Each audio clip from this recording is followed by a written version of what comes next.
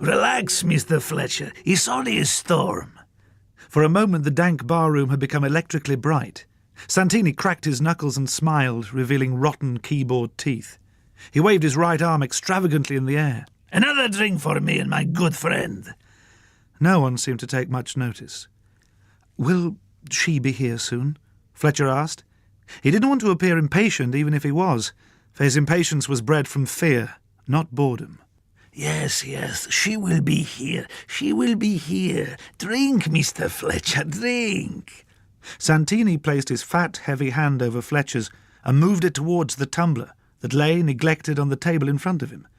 It seemed unwise not to. Good, yes. Santini laughed. His laugh was worse than his smile. Fletcher doubted the wisdom of his visit to Miley's almost as soon as he'd walked in. It was the first time he'd ventured into this part of the city, although he'd read much about it and heard even more. Of course, Fletcher had entertained the idea of visiting many times, but it was Santini's impromptu soliciting in the hotel lounge that had made it happen. That, and a few too many Jack Daniels. He had never spoken to the fat Colombian before tonight, although he had seen him lurking around various bars, telling extravagant tales in broken English to any foolish expatriates lonely or drunk enough to listen. Perhaps this evening, for the first time, Fletcher came into that category. Santini had importuned and then seduced him as surely as any Latin lover, and the relief that he had promised made the trip across town seem worth 1,000 dangers, imagined or real. However, as the rickshaw rattled through the humid streets, Fletcher's bravado began to evaporate, along with the whiskey which transformed itself into a sheen of sweat over his burning face. The lack of street lighting did nothing to boost his confidence. The jolly yellow lanterns strung between poles that were so familiar were now nowhere to be seen, just an occasional bare bulb hanging over an intersection, fizzing and buzzing in the soaking heat.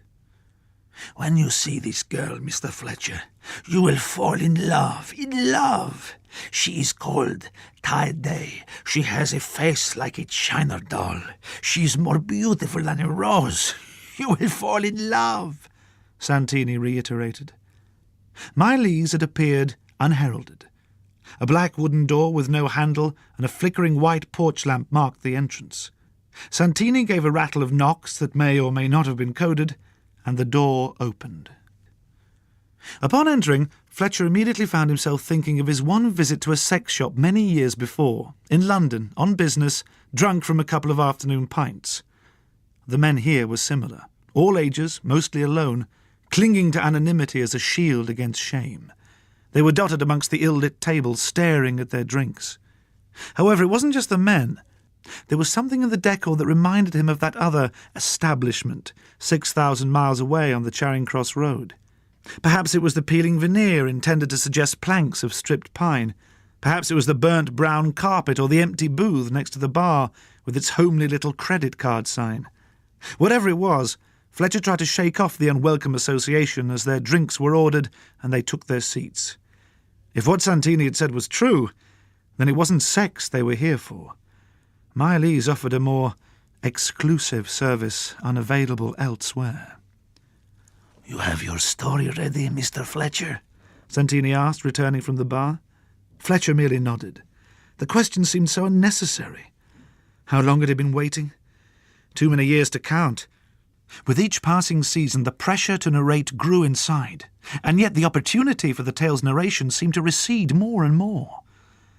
How he had come by this story he did not know, but it was there, inside him, like a child sewn into a womb. "Have you told yours before?" Fletcher asked, and Santini laughed his ugly laugh again. "Oh, yes, but with each telling it becomes sweeter." For the first time since entering the place, Fletcher found himself relaxing a little. Perhaps it was Miley's appalling bourbon, or perhaps it was the fact that he felt he was with his own kind. These lonely-looking single men, all with untold tales which they could not release elsewhere. For years he'd considered his affliction to be unique, a suffering particular to himself. But in this concealed and alien place, it seemed he had found fellow victims, and with them a source of relief.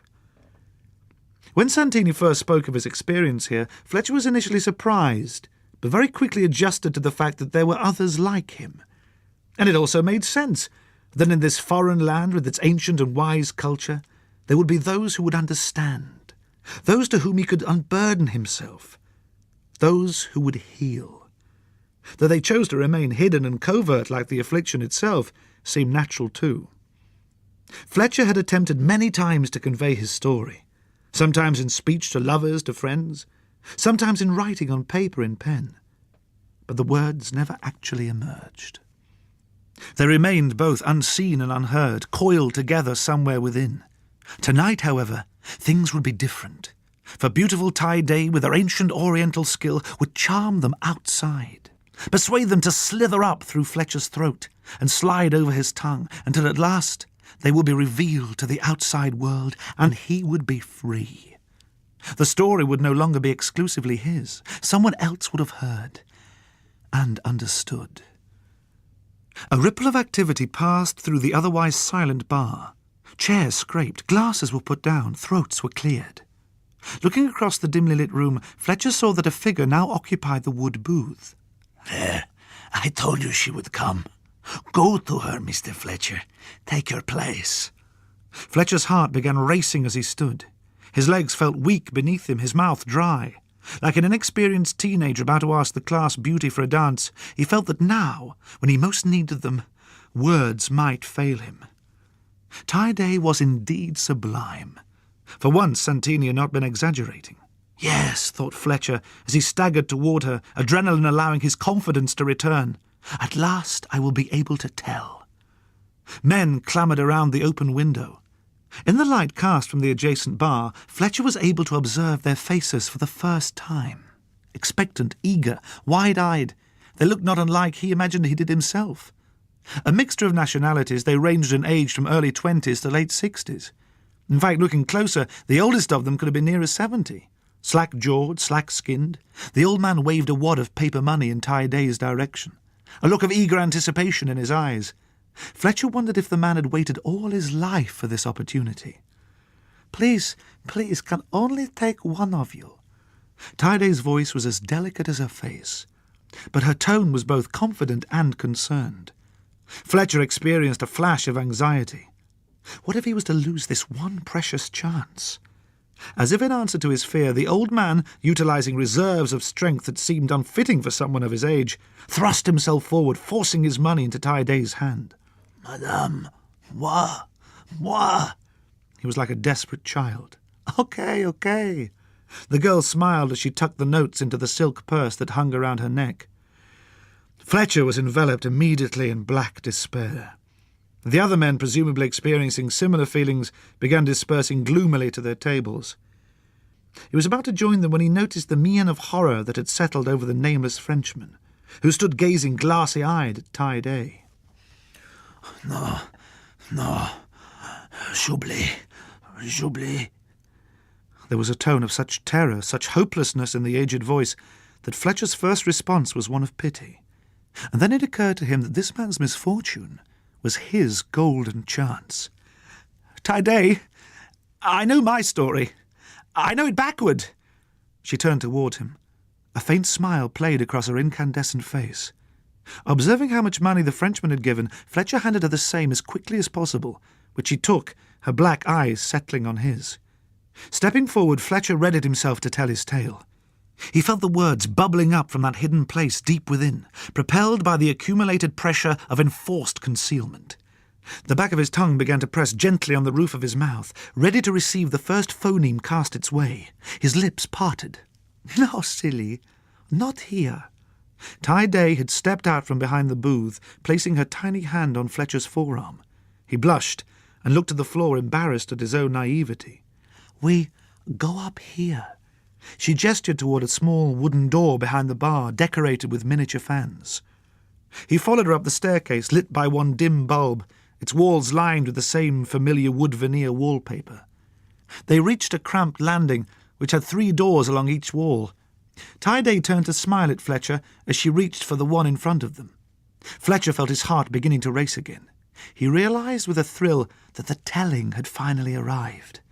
And not only that, but he would be able to enjoy it. He could relax and take his time. There was no need to hurry the narrative.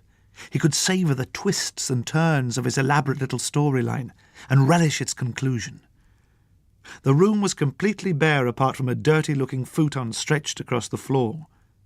Tie-Day reached down and removed her small shoes before settling down on the unpleasant-looking sheets. She reached for Fletcher, pulling him toward her. "So," she smiled, "you like it here?" Fletcher assumed she was trying to put him at his ease. Playing along, he looked around the room. He was surprised and slightly unsettled to see a window behind Tie-Day. It seemed to look onto another room. "It's not what I'd expected." Was that a figure in the room beyond? There wasn't enough light to be sure.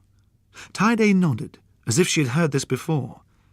She moved a little closer. "Shall we lie down?" she asked, flattening herself against the sheets. Fletcher slipped off his espadrilles, quickly adopting Tie-Day's position. She smiled again as his head joined hers, and a sudden wave of joy flooded over him. She looked so understanding, so sweet, so ready to hear him. But something was not right.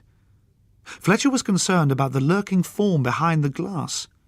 He didn't like the feeling of being watched, or the sense that his intimacy with Tie-Day was being compromised in some way.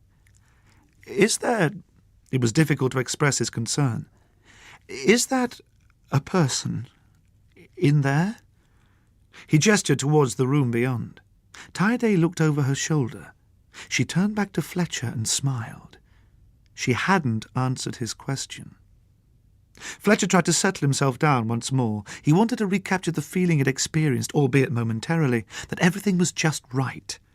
He closed his eyes. The feeling welled up once more. His heart began thumping. "Once there was—" A finger settled firmly against his lips. Fletcher opened his eyes. Tie-Day smiled, like a mother having to deny an indulged, overexcited child. "There's no need to speak. Not here," she said softly. Fletcher felt his heartbeat quicken even more. Anticipation flipped over suddenly into anxiety. "But my story—" Tie-Day looked at him inquisitively for a moment. Then realization settled over her face. "Silly. That's just—" She searched for the words. "A cover." The room faded a little. For a moment Fletcher felt that he was no longer there. Suddenly he felt shame. Shame at his presence there. Shame at his misjudgment. Shame at his lack of worldliness. He tried to disguise his humiliation with a little laugh. "Oh, I am naive," he stuttered. Tie-Day grinned at him, although it was clear she did not understand his words. As she reached down, Fletcher felt his throat tightening, tears pressing their way into his eyes. He could just about make out a face pressed against the glass of the dark window. Although he was unable to discern its sex, he could see it was smiling. This is BBC Radio 4 Extra.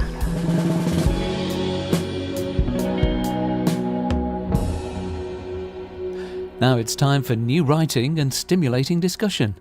It's Off the Page. This programme was first heard in 2006. Hello, welcome to the return of Off the Page. According to Benjamin Disraeli, everyone likes it, and when you come to royalty, you should lay it on with a trowel.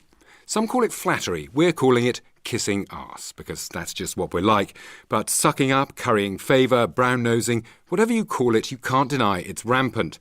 We seem to despise it when we see it in others, and yet revel in it when it's done to us. How come? There are circumstances when it's considered positively rude not to do it. Isn't the bride always beautiful and the hostess's dinner always delicious? But then again, is that arse-kissing or just good